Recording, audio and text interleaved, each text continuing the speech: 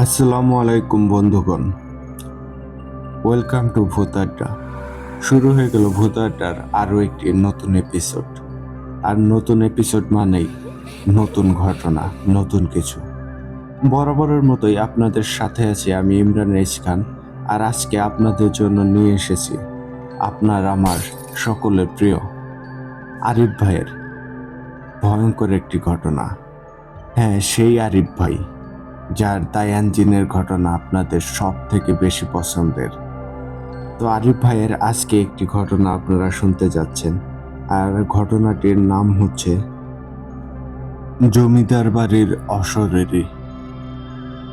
আশা করি এই ঘটনাটি আপনাদেরকে ভয়ের এক অন্যরকম শিহরণ দিয়ে যাবে। সত্যি ঘটনাটি এক কথায় মাস্টারপিস।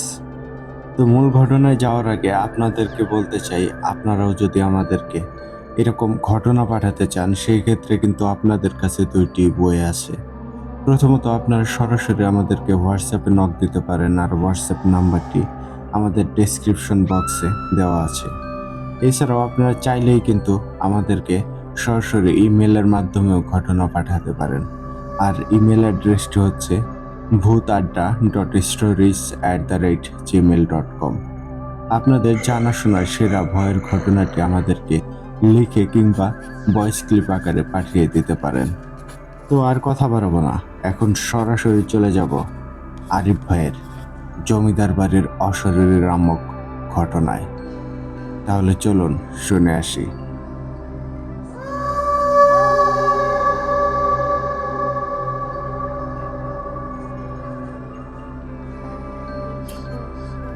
ঘটনাটি যেভাবে আমাকে লিখে পাঠিয়েছেন, আমি ঠিক সেভাবেই আপনাদের মাঝে উপস্থাপন করার চেষ্টা করছি। ঘটনার নাম দিয়েছেন জমিদার বাড়ির অশরীরী। আসসালামু আলাইকুম প্রিয় ইমরান ভাই, আশা করি অনেক ভালো আছেন। সকল দর্শক শ্রোতা ভাই ও বোনেরা আমার সালাম নেবেন। আমি আরিফ। আজ আপনাদের জন্য নিয়ে এসেছি একটি ঘটনা, যার নাম হয়তো আপনারা ইতিমধ্যেই টাইটেল ও থাম্বনেলে পড়ে বুঝে গেছেন। আজকের ঘটনাটি আমার এক বন্ধুর নিজের বাস্তব জীবন থেকে নেওয়া। আর এই ঘটনাটি আমি জায়গার কোনো নাম উল্লেখ করছি না, কারণ সেটি একটি ট্যুরিস্ট প্লেস। সেখানে সব সময় জনবলে ভরপুর থাকে। শুধু এতটুকু জানিয়ে রাখি, এটি আমাদের পার্শ্ববর্তী দেশ ভারতের। এই ঘটনাটির কোনো ব্যাখ্যা আমার বন্ধু দিতে পারেনি। সে জানে না তার সাথে কি হয়েছিল, যা আপনারা ঘটনায় শুনতে চলেছেন। আর ঘটনায় যতগুলো নাম ব্যবহার করছি সবগুলোই ছদ্মনাম। তাহলে চলে যাই মূল ঘটনায়। একদিন আমরা সব বন্ধুরা বসে চায়ের দোকানে আড্ডা দিচ্ছিলাম, আর তখন আমি সকলকে ভূতের বিষয় নিয়ে কথা বলি। কার কি অভিজ্ঞতা আছে জানতে চাই, আর পরিবারের কারোর সাথে কোনো ঘটনা আছে কিনা। কারণ যেহেতু আমি এই বিষয়গুলো নিয়ে লেখালেখি করি, তখন আমার এক বন্ধু পারভেজ হঠাৎই চুপ হয়ে যায়। তখন আমি বলি, কিরে পারভেজ, এমন চুপ হয়ে গেলি কেন? কি হয়েছে তোর? তখন পারভেজ বলে, কই না তো, তেমন কিছু না। তখন আমি বলি, কিছু একটা তো অবশ্যই আছে, কি হয়েছে খুলে বলতো। তখন পারভেজ বলে, দোস্ত, আমি লাস্ট কিছুদিন আগে ইন্ডিয়া গিয়েছিলাম না, সেখানে একটি বেশ পুরনো জমিদার বাড়ি দেখতে যাই। আর সেখানে যে আমি কিছু সমস্যার সম্মুখীন হই, যা আমি এখনো ভুলতে পারিনি। তখন আমি বলি, একটু খুলে বলতো বিষয়টা কি। তখন পারভেজ বলতে শুরু করে, আমরা ইন্ডিয়া যে বেশ কিছুদিন ঘোরাঘুরি করি আর বিভিন্ন জায়গায় ইতিহাস শুনি। যদিও আমি ইতিহাস নিয়ে পড়াশোনা করিনি, তুই তো ভালো করেই জানিস, কিন্তু তারপরেও ইতিহাস শুনতে আমার বেশ ভালোই লাগে। আর এইভাবে আমরা বিভিন্ন জায়গায় ঘুরতে থাকি, আর যে জায়গায় যাই সেই জায়গার ইতিহাস শুনতে থাকি লোকাল মানুষদের কাছ থেকে।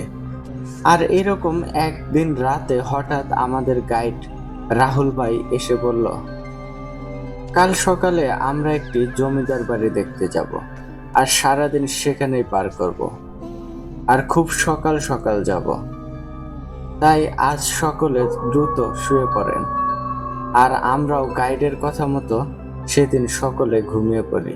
আর খুব সকালে আমাদের গাইড রাহুল ভাই আমাদেরকে ডেকে দেন আর বলেন, সকলে তৈরি হয়ে নিন, আমরা কিছু সময়ের মধ্যেই বেরিয়ে পড়ব। আর তখন আমরা সকলে দ্রুততার সহিত যে যার মতো তৈরি হয়ে নেই আর সঠিক সময়ে বেরিয়ে পড়ি আমাদের গন্তব্যের উদ্দেশ্যে। আর মোটামুটি 25 থেকে 30 মিনিটের মাঝে আমরা আমাদের গন্তব্যে পৌঁছে যাই। আর সেখানে যে গাড়ি থেকে নামা মাত্রই আমি জমিদার বাড়ির দিকে তাকাতেই আমার কেমন যেন একটা অনুভূতি হয়, যা ঠিক ভাষায় বলার মতো না। আর তখন আমি অপলক দৃষ্টিতে সেই বাড়িটির দিকে তাকিয়ে থাকি। আর তখন হঠাৎ আমাকে আমার টিমমেট বলে ওঠে, কি পারভেজ ভাই, কি হলো এখানে? এমন করে তাকিয়ে কি দেখছেন? তখন যেন আমার ধ্যান ভাঙে। তখন আমি বলি, কই না তো, তেমন কিছু না, এমনিতেই দেখছি কত শত বছরের পুরনো জমিদার বাড়ি। তখন টিমমেট বলে, আরে ভাই চলেন, সবাই ওদিকটায় গেছে, আপনি দাঁড়িয়ে আছেন বলে আমি ডাকতে এলাম। তখন আমি বলি, কখন সবাই ওদিকে গেল? তখন টিমমেট বলল, অনেক সময় হয়েছে তাই তারা চলে গেছে, আমিও হেঁটে যাচ্ছিলামই, তখন দেখলাম আপনি এক দৃষ্টিতে বাড়িটির দিকে তাকিয়ে আছেন। তখন আমি বলি, কি জানি ভাই, বুঝিনি, চলেন আমরাও যাই। এই বলে আমরা সেই দিকটায় হাঁটা শুরু করি। আর আমি কেন জানি না, না চাইতেও আমার চোখ সেই জমিদার বাড়ির দিকে চলে যাচ্ছিল। আর আমার কেন যেন মনে হয় যে এটা একটি জীবন্ত বাড়ি, আর এই বাড়িটা আমাদের কিছু বলতে চায়, আর এই বাড়িতে কিছু একটা রহস্য লুকিয়ে আছে। তখন আবার আমি সামনের দিকে তাকিয়ে হাঁটা শুরু করি আমাদের গ্রুপের কাছে যাওয়ার জন্য। আর সেখানে যেয়ে দেখি তারা একটি বৃদ্ধ লোককে সামনে বসিয়ে রেখেছেন। আর তখন আমাদের দুইজনকে দেখে বলে, আরে আপনারা কোথায়, দ্রুত বসে পড়েন। আর মুরব্বী মানুষটার দিকে দেখিয়ে বলেন, এই চাচা আজ আপনাদের জমিদার বাড়ির ইতিহাস শোনাবেন। তখন আমিও সেখানে বসে পড়ি। আর সেই মুরব্বী চাচা বলতে শুরু করে, এটি একটি 300 বছরের পুরনো জমিদার বাড়ি। এই বাড়িতে যে জমিদার বাস করতেন তিনি ছিলেন খুব ভালো মানুষ, কিন্তু তার বংশধরদের মাঝে জন্ম নেয় একটি কালসাপ। কেন কালসাপ বলছি তা আপনারা সামনে বুঝতে পারবেন। জমিদার বংশের সকলে একটা সুনাম ছিল, কিন্তু একজন ব্যক্তি ছিল জমিদারের বংশের কালো মেঘ। তার জন্য তাদের জীবনটা অতিষ্ঠ হয়ে যাচ্ছিল। সে আর কেউ নয়, জমিদার মশাইয়ের মেজ ছেলে। তার নাম ছিল শাকের খান। সে ছিল খুব বেশি হিংস্র ও খারাপ প্রকৃতির লোক। তার কাজ ছিল সারাদিন মদ খাওয়া, মানুষকে মারধর করা, মেয়েদের ইজ্জত অপহরণ করা। আর তার জন্য গ্রামের মানুষ ছিল অতিষ্ঠ তার প্রতি, আর কিছু বলতো না জমিদার মশাইয়ের দিকে চেয়ে। কিন্তু দিন যতই যাচ্ছিল ততই সে তীব্র থেকে তীব্রতর হিংস্র হয়ে উঠছিল। প্রত্যেক দিন সে কাউকে না কাউকে বিনা কারণে মারধর করত। যার ঘরের মেয়েকে পছন্দ হতো তাদের তুলে নিয়ে যেয়ে ধর্ষণ করত। মদ খেয়ে মানুষের বাড়ি ঘরে আগুন লাগিয়ে দিত। আর একদিন সকলে মিলে জমিদার মশাইয়ের বাড়িতে আসে। তারা এসেছিল এই সব কিছুর একটা বিহিত করার জন্য। আর তখন সকলে জমিদার মশাইকে ডাকে আর এসব নিয়ে বিচার দেয়। আর বলে, জমিদার মশাই, আপনি অনেক ভালো মানুষ, কিন্তু আপনার ছেলে শাকের খান, ওনার অত্যাচার আর নিপীড়ন আমরা আর নিতে পারছি না। আপনি এর একটা বিহিত করেন, তা না হলে আমরা কি করব তা আমরা নিজেরাও জানি না। তখন জমিদার মশাই বলেন, ঠিক আছে, আপনারা বলেছেন, আমি বিষয়টা দেখছি। তখন জমিদার মশাই সবাইকে বিদায় দিয়ে তার ছেলে শাকের খানকে ডাকেন আর বলেন, তুমি কি এমনটাই চালিয়ে যাবে নাকি ঠিক মতো চলবে? আর তোমার জন্য বংশের নাম অনেক খারাপ হয়েছে, আর খারাপ হতে দেওয়া যাবে না। তখন শাকের খান বলেন, আপনার কথা আমার পছন্দ হয়নি, আর আমার যেটা পছন্দ হয় না তার পরিণাম অনেক খারাপ হয়। তখন জমিদার মশাই বলে, আমার যা বোঝার বোঝা হয়ে গেছে। আমার দুষ্টু গরুর চেয়ে শূন্য গোয়াল অনেক ভালো। তোমাকে আমি ত্যায্য করে দিলাম। তখন শাকের খান এই কথা শোনা মাত্র সে একটি ধারালো তরোয়াল দ্বারা তার বাবাকে কতল করে। আর তারপর সে তার নিজ বড় ভাই ও ছোট ভাইকে সে তার লোক দ্বারা জেলখানায় বন্দি করে ফেলে। আর সে নিজেই নিজেকে গ্রামের জমিদার হিসেবে ঘোষণা দেয়। আর এরপর থেকে গ্রামের লোকজনের উপর অন্যায় অত্যাচার আরো অনেক গুণ বেড়ে যায়। আর সে ক্ষোভে গ্রামের সকলের উপর কর বাড়িয়ে দেয়। আর গ্রামের মেয়েদের ধর্ষণের মাত্রাও যেন বাড়িয়ে দিয়েছিল। আর ধর্ষণের পর তাদেরকে এতটাই নির্মম ভাবে মেরে ফেলে যা দেখলে সাধারণ মানুষের রূহ কেঁপে উঠবে। আর এভাবেই দিন চলতে শুরু করে। গ্রামবাসী প্রতিনিয়ত একটা ভয়ে থাকে, আজ কে মারা যাবে। আর এর মাঝে গ্রামে একজনের বাড়িতে মেহমান আসে। আর মেহমান ছিল দুইজন, বাবা আর মেয়ে। আর তিনি একজন পুরোহিত ছিলেন। তার মেয়েটি বেশ সুন্দরী ছিল। তখন সে বাড়ির লোকেরা বলেছে, আপনারা যে কয়দিন এই বাড়িতে আসেন এই মেয়ে যাতে ভুলেও ঘর থেকে বের না হয়। আর যেদিন যাবেন রাতের একটা গভীর সময়ে যাবেন। তখন তারা জিজ্ঞেস করেছিল কি সমস্যা, কিন্তু কেউ কিচ্ছু বলেনি। আর তারপর 2 দিন চলে যায়। আর একদিন মেয়েটি গোসল করে রোদে চুল শুকাচ্ছিল বাড়ির আঙিনায়। সেই সময় ওই দিক দিয়ে শাকের খান তার লোকবল নিয়ে যাচ্ছিল। আর তখন সে ওই মেয়েটিকে দেখে এতটাই বিমোহিত হন, সে তার লোকজন দিয়ে ওই মেয়েটিকে তৎক্ষণাৎ তুলে নিয়ে যান জমিদার বাড়িতে। আর তখনই মেয়ের এই খবর শুনে তার বাবাও সেই জমিদার বাড়িতে যেয়ে পৌঁছান। আর তখন শাকির খানের লোকজন সেই পুরোহিতকে অনেক মারধর করে, এতটাই বেশি মারধর করে যে তাকে মেরে রক্তাক্ত করে দেয়। আর তাকে একটি চেয়ারে বসিয়ে বেঁধে রাখে, মুখে কাপড় দিয়ে বাঁধা। আর শাকির খানের 2 প্রহরী ও ওই মেয়ের বাবার সামনে শাকির খান সেই মেয়েটিকে ধর্ষণ করে। তখন বাবা লজ্জায় ঘৃণায় চোখ বন্ধ করলে শাকির খানের লোক হাত দিয়ে চোখ খুলে রাখে। আর তখনই সেই পুরোহিত মশাই জোরাজোরি করতে নিলে ধারালো আগুনে ঝলসানো লম্বা শিক তার চোখে ঢুকিয়ে দেন। আর লাগাতারে অগণিতবার ধর্ষণ করার পর মেয়েটিকে শাকির খান তেল ঢেলে আগুন জ্বালিয়ে দেয়। আর সেই মেয়ের আর্তনাদে পুরো জমিদার বাড়ি কেঁপে উঠেছিল সেদিন। আর তারপর পুরোহিতের মুখে কাপড় সরালে পুরোহিত মশাই একটি কথা বলে, আমার মেয়ের সাথে এমন করার ফল তুই পাবি। তখন শাকির খানকে পুরোহিত তুই করে সম্বোধন করায় ধারালো একটি তরোয়াল দ্বারা এক কোপে তার মাথা তার গর্দান থেকে আলাদা করে দেয়। তারপর তার দেহটিকে সে আগুনে জ্বালিয়ে দেয়।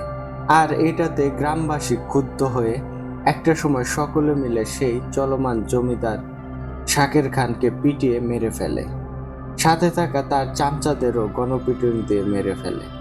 এরপর থেকেই এই জমিদার বাড়িটি পরিত্যক্ত হিসেবে থেকে যায়। কিন্তু এরপর থেকে কয়েক বছর মানুষ এই জমিদার বাড়িটিতে সেই মেয়েটিকে দেখতে পেত, কিন্তু মেয়েটি কারো ক্ষতি করত না। কিন্তু মেয়েটিকে যারাই দেখত সকলে অনেক অসুস্থ হয়ে যেত, অনেকে দেখে ভয় পেয়ে অসুস্থ হয়ে মারাও গেছে। তারপর গ্রামের সকলে মেয়েটির জন্য শ্রাদ্ধ করে আর তার আত্মার মুক্তির জন্য কাজ করে। এরপর থেকে আর মেয়েটিকে দেখা যায়নি। তখন আমরা সকলে পুরো ইতিহাস শুনে উঠে দাঁড়াই আর সকলে নিজেরা নিজেদের মতো কথা বলতে থাকি।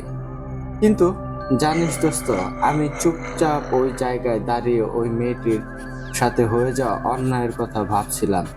আর আমার অনেক কষ্ট হচ্ছিল, আর আমি সেই জিনিসটা ফিল করতে পারছিলাম।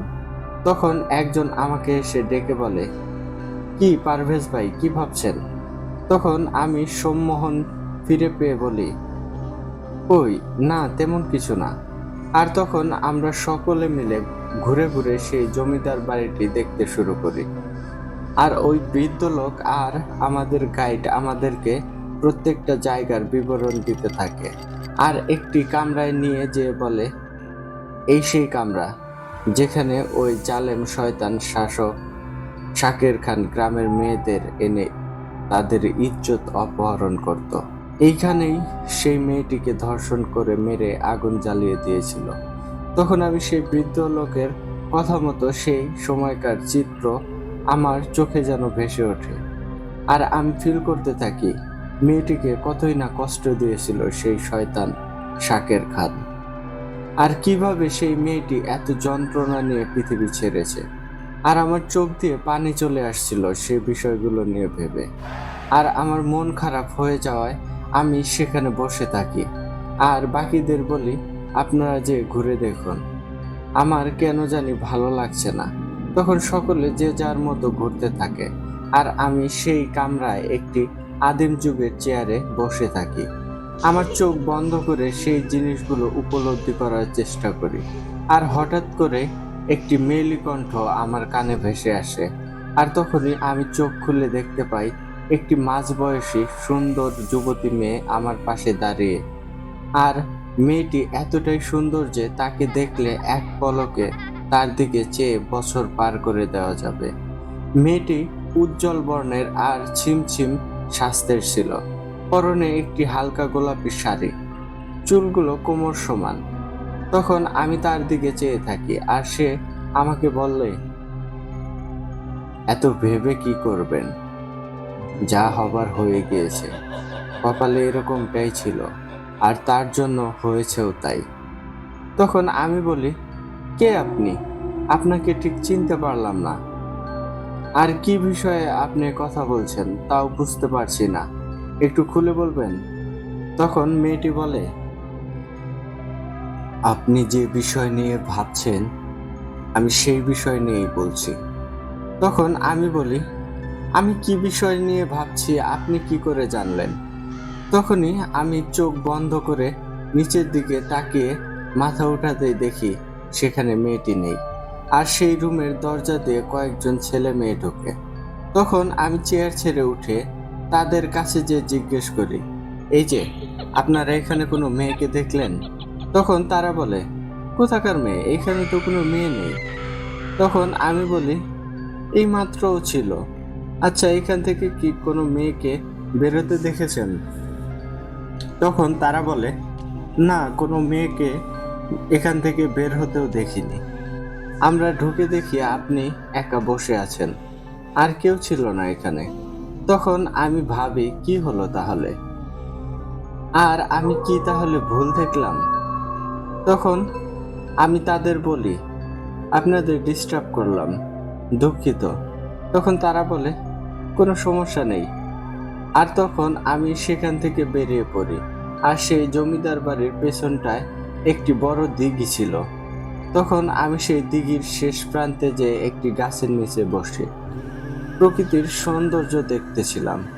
আর দিঘিটা ছিল কমপক্ষে 10 একর জমির ওপর। আর যে জায়গাটিতে আমি এসে বসেছি সেখানে কোনো মানুষ আসে না। আর সেখান থেকে জমিদার বাড়িটি অনেক দূরে ছিল। তখন আমি চোখ বন্ধ করে নিরিবিলি সেখানকার বাতাস উপভোগ করছিলাম। আর ঠিক তখনই আমার কানে সেই মেয়েটির আওয়াজ আসে।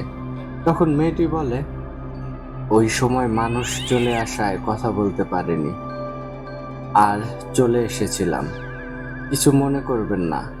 তখন আমি বলি, আপনি কোথায় গিয়েছিলেন? সেই কামরাতে তো ছিলেন না। আবার বের হলে যারা রুমে প্রবেশ করলো তারাও তো আপনাকে দেখেনি। তখন মেয়েটি বলে, এখনকার মানুষ চোখে কম দেখে তাই দেখেনি, আমি ওখান দিয়ে বেরিয়ে এসেছি। তখন আমি বলি, কি জানি, কিছুই বুঝিনি। আপনি সত্যি বলছেন না ওরা সত্যি বলছে? কিন্তু একটি কথা কি জানেন, এই জমিদার বাড়ির যেই ইতিহাস শুনলাম সেটা শুনে আমার অনেক কষ্ট হচ্ছে। আমার চোখ দিয়ে পানি চলে এসেছিল, কিন্তু সকলের সামনে নিজেকে সামলে নিয়েছি। এই বলে আমি মেয়েটির দিকে তাকাতেই দেখি মেয়েটির চোখ ভর্তি জল। এখনো মনে হয় তা পরে মাটি স্পর্শ করবে। তখন মেয়েটি দিঘির পানির দিকে চেয়ে মন মরা করে বলে, আসলেই অনেক কষ্ট হয়েছিল মেয়েটির, তার আর্তনাদে সেদিন ওই রাজবাড়ি কেঁপে উঠেছিল। আর সবচেয়ে বড় কথা কি জানেন, একটি মেয়েকে তার বাবার সামনে ধর্ষণ করেছিল ওই জানোয়ারটা। আর এই যন্ত্রণা কতটা গভীর তা হয়তো সে মেয়েটি ছাড়া আর কেউ বুঝবে না। আর সে বাবাটাই কত অসহায় আর লজ্জা নিয়ে দুনিয়া ত্যাগ করেছে, তাও সেই বাবাই জানে। তখন আমিও দিঘির দিকে চেয়ে বলি, সেই শয়তানটিকে যদি আমি পেতাম তাহলে নিজ হাতে ওকে খুন করতাম। তখন মেয়েটি বলে, আপনি অনেক ভালো মনের মানুষ। তখন আমি বলি, কি দেখে বুঝলেন আমি ভালো মনের মানুষ? তখন মেয়েটি বলে, যার মন অন্যের কষ্টে ব্যথিত হয় সে আর কিছু হোক খারাপ মানুষ হতে পারে না। আর আপনার কথায় ও মনের ভেতর সেই মেয়েটির জন্য একটি মায়া জন্মিয়েছে, আর সেই জন্যই আপনি তাকে ভেবে কষ্ট পেয়েছেন। আর আপনার চোখে আমি জল দেখেছি। আপনি যে মানুষটিকে দেখেননি তার পাওয়া কষ্ট শুনে এসব হয়েছে, তাহলে আপনি খারাপ মানুষ হতেই পারেন না। তখন আমি বলি, আপনার কথাগুলো অনেক ওজনওয়ালা, আর যতটা ভালো ভাবছেন আমি ওরকমটাও নই। তখন মেয়েটি বলে, আচ্ছা, আপনার কি সেই মেয়েটিকে দেখতে মন চায়? তখন আমি একটু সময় চুপ হয়ে দীর্ঘ শ্বাস ছেড়ে বলি, দেখতে তো মন চায়, কিন্তু তা তো কোনোদিনও সম্ভব না। আর তাকে দেখলে আমি আমার চোখের পানি সামলাতে পারবো না। তখন মেয়েটি বলে, সবই বুঝলাম, আজ আসি। এই বলে মেয়েটি বসা থেকে উঠে হাঁটা শুরু করে। তখন আমি বলি, কোথায় যাচ্ছেন? এরকমটা করে চলে যাচ্ছেন যে? তখন মেয়েটি বলে, যদি ওই মেয়েটিকে দেখতে চান তাহলে রাত 12টার পর চলে আসবেন, দেখা করিয়ে দেব। এই বলে মেয়েটি একটি গাছের আড়ালে চলে যায়। তখন আমি ভাবি, কি বলে গেল মেয়েটি? এই মেয়েকে সে কোথায় পাবে? আর আজব প্রকৃতির এই মেয়ে হঠাৎই কোথায় চলে গেল? এসব ভাবতে ভাবতে দেখি উপর প্রান্ত থেকে আমাদের দল আসছে হেঁটে হেঁটে। আর তারা আমার কাছে আসতেই আমাদের গাইড বলে, কি পারভেজ ভাই, আপনি একা এখানে কি করছেন? তখন আমি মেয়েটির কথা আড়াল করে বলি, না, ভালো লাগছিল না, তাই একটু এখানে এসে একা বসে আছি। জায়গাটা অনেক নিরিবিলি আর সুন্দর।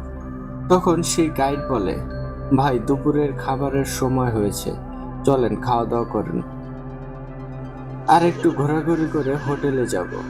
তখন আমি ঘড়ির দিকে চেয়ে দেখি ঘড়ির কাঁটায় 2টা বাজে। তখন আমি ভাবি, ওই রুম থেকে বেরোনোর সময় ঘড়ি দেখেছিলাম বেলা 11টা, আর এখন এসেছি সর্বোচ্চ আধা ঘন্টা হয়েছে, তাহলে 2টা বাজলো কি করে? আমি কি তাহলে ভুল দেখলাম, নাকি ঘড়ি নষ্ট? কিন্তু নষ্ট ঘড়ি হলে এখন তো ঠিকভাবেই চলছে। তখন আমি আর কিছু না ভেবে উঠে চলে যাই আমার গ্রুপের সাথে, আর খেয়ে একটু চোখ বন্ধ করে থাকি, কারণ খাওয়া দাওয়ার পর এটা আমার স্বভাব একটু বিশ্রাম নেওয়া। আর হঠাৎ আমার ঘুম চলে আসে, আর তখন আমি দেখি সেই মেয়েটি আমার স্বপ্নে এসে বলছে, রাত 11টায় চলে আসবেন। আর তখনই আমাকে কেউ একজন ডাকতে থাকে, আর আমার ঘুম ভেঙে যায়। তখন আমাদের গাইড বলে, কি ভাই, এখানে আসার পর থেকে আপনি কেমন জানি করছেন। সেই খাওয়া শেষ করে বিশ্রাম নেওয়ার কথা বলে শুয়ে পড়লেন, আর বললেন একটু পর আসছেন, এখন যাওয়ার সময় হয়েছে, এখনো ঘুমাচ্ছেন। তখন আমি গাইডের কথা শুনে ঘড়ির দিকে চেয়ে দেখি ঘড়ির কাঁটায় 5টা বেজে 30 মিনিট। তখন আমি বলি, এসব কি হচ্ছে আমার সাথে? এই মাত্র চোখ বন্ধ করলাম, এর মাঝে 3.5 ঘন্টা কিভাবে চলে গেল? তখন গাইড সাহেব বলেন, হয়েছে ভাই, আপনার মোশন সিকনেস হচ্ছে, কারণ গত কয়েকদিন টানা জার্নির ওপর আছেন, আর এতে এরকমটা হয়। তখন আমি ভাবি হয়তোবা হতেও পারে, আবার নিজেই নিজেকে বলি, আমার তো এরকমটা হয় না। আর এসব ভাবতে ভাবতে যে গাড়িতে উঠি, আর কারোর সাথে তেমন একটা কথা বলিনি, আর এক মনে সেই মেয়েটির কথা ভাবতে থাকি। আর হোটেলে এসে ভালো করে একটু গোসল দিয়ে বিছানায় শুয়ে থাকি। আর আমার ভেতর শুধু একটি কথাই কাজ করে, সেই মেয়েটি কিভাবে ওই মেয়ের সাথে আমাকে দেখা করাবে। আর এসব ভেবে ভেবে আমার মাথায় যন্ত্রণা হতে শুরু করে। তখন আমি নিজেকে নিজে বলি, আমার রাত হলে ওখানে যেতেই হবে। আর এসব ভাবতে ভাবতে আমি একটা সময় ঘুমিয়ে পড়ি। আর ঠিক কতটা সময় ঘুমিয়েছিলাম আমার জানা নেই। আমার ঘুম ভাঙে ফোনের রিংটোনের শব্দে। আমার ফোনটি হাতে নিয়ে দেখি আমাদের গাইড ফোন করেছে। তখন ফোন রিসিভ করতেই বলে, পারভেজ ভাই, রেডি হয়ে বেরিয়ে আসেন, রাতের খাবার খাবেন না? তখন আমি তাকে বলি, আসছি ভাই। এই বলে ফোন কেটে দিয়ে ঘড়িতে দেখি 10টা 20 মিনিট বাজে। আর ঘুমটা ভালো হওয়ায় উঠে ফ্রেশ হয়ে বেরিয়ে পড়ি। আর তাদের সাথে জয়েন হয়ে বেশ কিছু সময় গল্প করে রাতের খাওয়া দাওয়া শেষ করে রুমে এসে ঘড়ি দেখি 10টা বেজে 50 মিনিট। তখন কিছু সময় ফোন চাপছিলাম আর হঠাৎ একটি মেয়ে পুড়ে মারা গেছে এমন একটি সংবাদের খবর চলে আসে। আর সেটি দেখে আমার মনে পড়ে যায় সেই মেয়েটির কথা। মেয়েটি তো বলেছিল সে আমাকে ওই পুরোহিতের মেয়ের সাথে দেখা করাবে। আর তখন আমি ফোন পকেটে করে মানিব্যাগ নিয়ে বেরিয়ে পড়ি। আর হোটেল থেকে বেরিয়ে একটি মোটরসাইকেল ঠিক করি সেই জমিদার বাড়িতে যাওয়ার জন্য। প্রথমে অনেকগুলোকে বলেছিলাম, কিন্তু কেউ যেতে রাজি হয়নি। পরে এক লোক রাজি হয়। তখন হেলমেটটি পরে বাইক চেপে বসতেই বাইক তার আপন গতিতে চলতে শুরু করে। তখন হঠাৎ চালক বলে ওঠে, বড় ভাই, আপনি এই অসময়ে জমিদার বাড়িতে যাবেন কেন? এই সময় তো ওখানে কোনো মানুষ নেই। আর মানুষ তো দূরের কথা, কোনো কুকুর বিড়ালও নেই। এমনিতে কোনো সমস্যা নেই, তবে এত রাতে জায়গাটা দেখলেই কেমন যেন গা ছমছম করে ওঠে। তখন আমি কি বলবো বুঝে উঠতে পারছিলাম না। কারণ যদি আমি বলি আমি ভিন্ন দেশি, তবে কোনো ক্ষতি করতে বসলে। তখন আমি একটু বুদ্ধি খাটিয়ে, আর জমিদার বাড়িতে কে যাবে, এই জমিদার বাড়ির সাথেই আমার এক আত্মীয় বাড়ির বাড়ি, আমি সেখানেই যাব। তখন মোটরসাইকেল চালক তার লুকিং গ্লাসের দ্বারা একটু অবাক ও বিরক্তিকর ভাবেই আমার দিকে চাইলো, যার মানে আমি পরে বুঝতে পেরেছি ওইখানে ওই জমিদার বাড়ির আশেপাশের কয়েক কিলোমিটার এরিয়ায় কোনো বাড়িঘর নেই। আর তখন আমি সেখানে যে মেয়েটির সাইকেলের ভাড়া চুকিয়ে সেই জমিদার বাড়ির দিকে এগিয়ে যাই। এর মাঝে সেই মোটর সাইকেল চালক চলে আসে। আর সেখানে জমিদার বাড়ির কোনো গেট ছিল না বিধায় সরাসরি বাড়িটির সামনে যেয়ে দাঁড়াই। আর যে অন্ধকারে এদিক সেদিক তাকাতে থাকি। আর তখন আমি মোবাইলের টর্চ লাইট জ্বালাতে যাব, তখনই সেই মেয়ের আওয়াজ আমার কানে ভেসে আসে। তখন সে মেয়েটি বলে, এত দেরি করে ফেললেন? আপনার জন্য কত সময় অপেক্ষা করে আছে। তখন আমি বলি, একটু দেরি হয়ে গেল, কিন্তু একটা কথা আমার জানার আগ্রহে এখানে আসছি। ওই মেয়ে তো মৃত, তাহলে ওই মেয়েকে কিভাবে দেখাবেন? তখন সেই মেয়েটি বলে, আমি দেখালেই তো তখন বুঝবেন সবকিছু। তখন মেয়েটি একটি গাছ দেখিয়ে বলে, চলেন ওই দিকটায় যেয়ে বসে কথা বলি। এই কথা বলে সে ওই গাছটির দিকে হেঁটে যায়, আর আমিও তার পেছনে পেছনে হেঁটে যাই। আর সেখানে যে দুইজন একসাথে বসে পড়ি, কিন্তু আমি মেয়েটির থেকে একটু ফাঁকা দূরত্ব রেখে বসি। তখন মেয়েটি বলে, জানেন, সেই মেয়েটির জীবনে অনেক শখ ছিল, সে বউ সাজবে আর তার বর এসে তাকে নিয়ে যাবে, তাদের একটা সুখের সংসার হবে। কিন্তু একটা কথা আছে না, সব স্বপ্ন পূরণ হয় না, আর সব শখ করতে নেই। তখন আমি তার দিকে চেয়ে অপলক দৃষ্টিতে তাকিয়ে থাকি, আর মনে মনে বলতে থাকি, কি সুন্দর মেয়েটি, সৃষ্টিকর্তা তাকে নিজ হাতে হয়তো বানিয়েছেন। তখন মেয়েটি বলে, আপনি অনেক সুন্দর ও ভালো মনের মানুষ। এরকমটা একজন মানুষ হতে পারে তা আমার জানা ছিল না। আর আপনার মতো একজন মানুষ যদি আমার জীবন সঙ্গী হতো। তখন আমি বলি, কি সব বলছেন আপনি? তখন মেয়েটি বলে, আমি ঠিক বলছি। তখন আমি বলি, কি করে বুঝলেন আমার মতো ছেলেকে মেয়েরা জীবন সঙ্গী হিসেবে চাইবে, বা আপনি কেন চাইছেন? তখন মেয়েটি বলে, এই যে আমি একা মেয়ে আপনার সাথে গভীর রাতে বসে আছি, এখানে আপনি আমার সাথে খারাপ কিছু করলে কেউ টের পাবে না, কিন্তু আপনি আমার থেকে দূরত্বে বসে আছেন, আপনার মনে ওসবের কোনো চিন্তা নেই।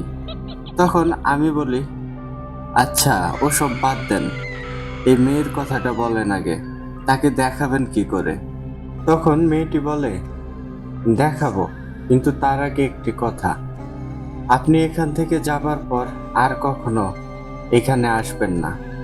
আর এ কথাগুলো বলারও কোনো মানে নেই, কারণ আজকের পর এমনিতেও আপনি আর কখনো এখানে আসবেন না।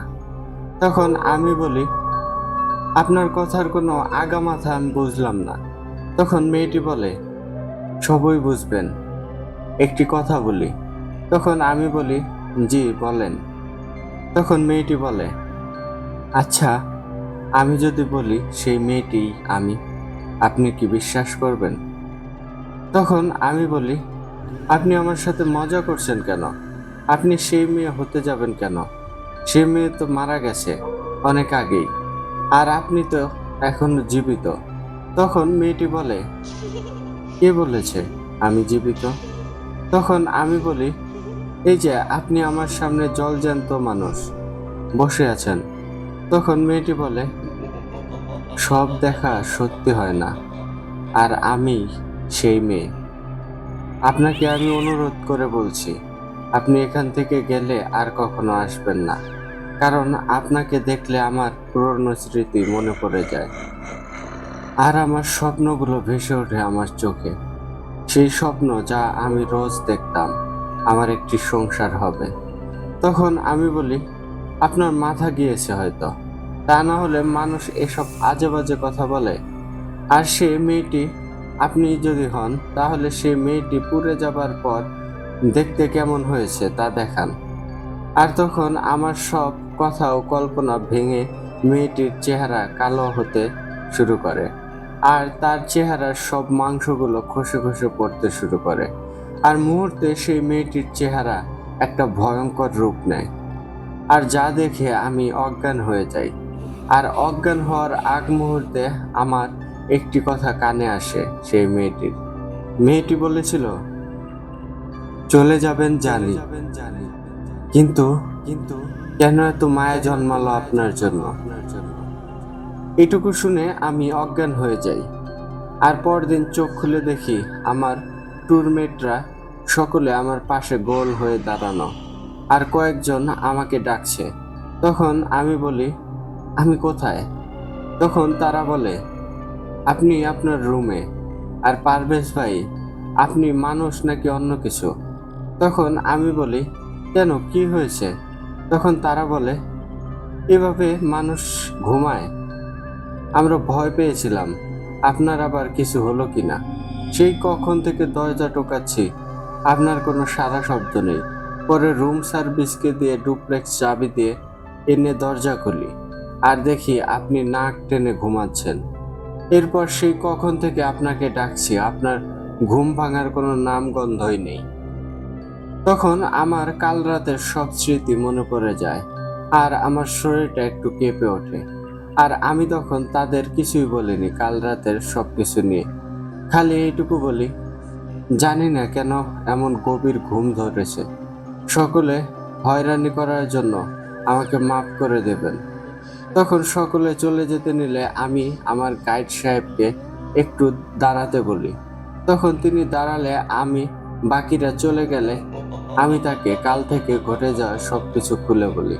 আর তখন সে হেসে বলে ওঠে, পারভেজ ভাই, আজ 10 বছর এই এলাকায় গাইড আমি, আজ পর্যন্ত আমি ওই মেয়েকে দেখিনি। আর আমি কেন কোনো মানুষকে এই 10 বছরে বলতে শুনিনি কেউ সেই মেয়েকে দেখেছে। আর আপনি কিনা এসব যাতা বলছেন। ওই ঘটনাগুলো শোনার পর আপনার হ্যালুসিনেশন হয়েছে, আর কাল থেকেই আপনার শরীর কেমন খারাপ, তার জন্য আরো বেশি এমনটা দেখেছেন। তখন আমি মনে মনে বলি, একে আর হাজারবার বললেও এই লোককে আর বিশ্বাস করানো যাবে না। তখন আবার ভাবি, হতেও তো পারে এটা আমার হ্যালুসিনেশন, তা না হলে আমি হোটেলে আসলাম কিভাবে।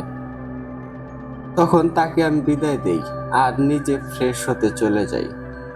আর গাইড মহোদয় যাওয়ার সময় বলতে বলতে যায়, পারভেজ ভাই, এসব কথা আর কাউকে বললেন না, তারা আপনাকে নিয়ে ঠাট্টা মশকরা করবে। তখন আমি তার কথায় কান না দিয়ে ফ্রেশ হতে ওয়াশরুমে ঢুকে পড়ি।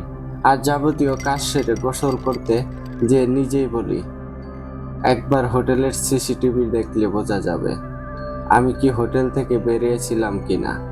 যদি বেরোই তাহলে সেখানে যাওয়ার জন্যই বেরিয়েছিলাম, তা না হলে আমার তো আর কোনো কাজ ছিল না বাইরে। সেই সাথে আমি হোটেলে আসলাম কি করে তাও বোঝা যাবে। এটাই প্রমাণ হবে আসলে কি ওসব মিথ্যা ছিল নাকি সত্যি। আর তখন আমি দ্রুত ওয়াশরুম থেকে বেরিয়ে চলে যাই হোটেল ডেস্কে। আর সেখানে যেয়ে তাদের রিকোয়েস্ট করি সিসিটিভি দেখতে যাই। আর সেখানে যে দেখি আমি হোটেল থেকে বেরিয়েছিলাম, কিন্তু পরের টুকু দেখতে গেলে দেখি আর দেখাচ্ছে না রাতের ফুটেজ। তখন তাদের বাকি সিসিটিভি ফুটেজের কথা বললে তারা বলে হঠাৎ রাতে কারেন্ট চলে যায় আর তাদের নতুন জেনারেটর কেন যেন ডিস্টার্ব করে, আর সকাল হতেই ঠিক হয়ে যায় আপনা আপনি। তখন আমি সব বুঝে যাই যা কাল রাতে ঘটেছিল। আর আমার আরো মনে পড়ে আমার মানিব্যাগের কথা। সেখান থেকে আমি মোটরসাইকেল চালককে টাকা দিয়েছিলাম। আর তখন আমি সেখানে থেকে এসে মানিব্যাগ চেক করে দেখি, হ্যাঁ, আমি সেখানে গিয়েছিলাম আর এই পরিমাণ টাকা তাকে দিয়েছিলাম। আসলে আমি মানিব্যাগে টাকা রাখলে কখনো গুনে দেখি না কত টাকা রাখি, কিন্তু ভিন্ন দেশ হওয়াতে যতটুকু দরকার সেইটুকুই রাখি, আর সেজন্য আমি সব জানতে পারি। কিন্তু কথা হচ্ছে আমি হোটেলে আসলাম কি করে। এরপর আমি সেখানে আর একদিন থেকে বাংলাদেশে চলে আসি। কিন্তু একটা কথা আমার এখনো বুঝতে পারিনি, কেন সেই মেয়ে আমাকেই দেখা দিল এতগুলো বছর পর। কি ছিল তার উদ্দেশ্য? সে কি এখনো সেখান থেকে মুক্তি পায়নি, নাকি আমার মানিব্যাগে টাকা রাখায় ভুল? কিন্তু সেটা ভুল হলে আমি সেদিন হোটেল থেকে বেরিয়ে কোথায় গিয়েছিলাম আমি এখনো এর হিসাব মেলাতে পারিনি। আর এই ঘটনাটা আমি আজ অব্দি কাউকেই বলিনি। তোর কাছে ঘটনাটি বলার কারণ, তোর যেহেতু একটি ভৌতিক প্ল্যাটফর্ম আছে, সেখানে শেয়ার করে দেখলে হয়তো কোনো সমাধান পেতে পারি। তো দর্শক শ্রোতা, এই ছিল আজকের জমিদার বাড়ির অশরীরীর একটি ঘটনা। আর এই ঘটনাটি কোনো ব্যাখ্যা আমি এবং আমার বন্ধু কেউ পাইনি। এই ঘটনাটির কোনো সমাধান আছে কিনা তাও জানা নেই। যদি আপনাদের কারো জানা থাকে অবশ্যই কমেন্টের মাধ্যমে জানাবেন। আমরা আপনাদের প্রত্যেকটি কমেন্ট পর্যবেক্ষণ করে থাকি। এই ঘটনাটি থেকে আমরা একটি শিক্ষা পেয়েছি। প্রথমটি হলো, শয়তানের পতন একদিন না একদিন হবেই, যেমনটা শাকের খানের পতন হয়েছিল। সকলের কাছে বিনীত অনুরোধ, আজকের এই ঘটনাটি সকলের ভালো লাগলে একটি লাইক করবেন, একটি কমেন্ট করবেন, একটি শেয়ার করে দেশবাসীর কাছে ছড়িয়ে দিবেন। আমাদের ও আপনাদের ভালোবাসার ভূত আড্ডাকে সবার মাঝে ছড়িয়ে দিন। তো আজকের মতো বিদায় নিচ্ছি। সকলে ভালো থাকবেন, সুস্থ থাকবেন, নিজের কাছের মানুষদের ভালো রাখবেন, ভূত আড্ডার সাথে থাকবেন। ভূত আড্ডার দীর্ঘজীবী হোক। আসসালামু আলাইকুম। আমি আরিফ বলছিলাম।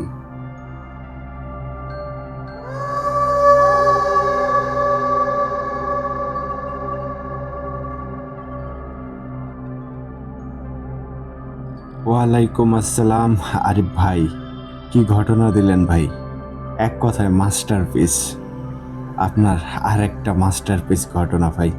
ধন্যবাদ ভাই, এইরকম ভাবে আমাদের প্রতিনিয়তই নতুন নতুন ঘটনা দিয়ে বিনোদন দেওয়ার জন্য।